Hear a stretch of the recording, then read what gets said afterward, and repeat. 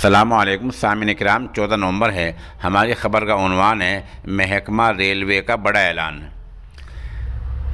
Rail وزارت نے یہ اعلان کیا ہے کہ رات کو 11:30 بجے سے لے کر اور صبح 5:30 تک ایک ہفتے تک ریزرویشن کا نظام بند رہے گا۔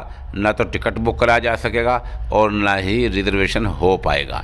یہ سسٹم ایک ہفتے تک ایسے ہی رہے گا۔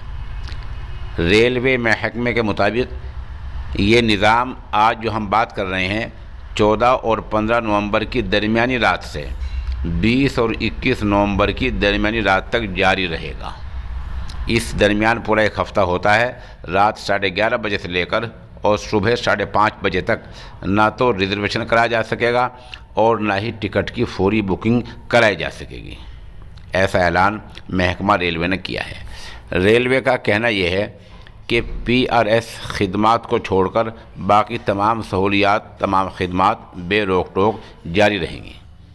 اب سوال یہ ہے کہ ایسا کیوں ہو رہا ہے؟ ریلوے محکمے نے اس کا جواب یہ دیا ہے کہ ملک بھر میں جس طرح کورونا سے پہلے ریل گاڑیاں چلا کرتی تھی، اسی پٹڑی پر، اسی طریقے پر ریلوے کو لانے کے لیے یہ ایسا کیا جا رہا ہے۔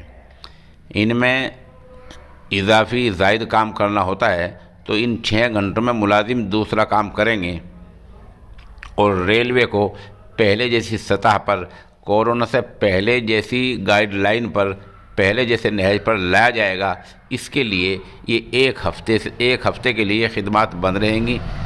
خلاصہ خبر کا یہ ہے کہ رات کے 11:30 بجے سے صبح 5:30 تک نہ تو ریزرویشن کرایا جا سکے گا اور نہ ہی فوری طور پر ٹکٹ کی بکنگ ہوگی۔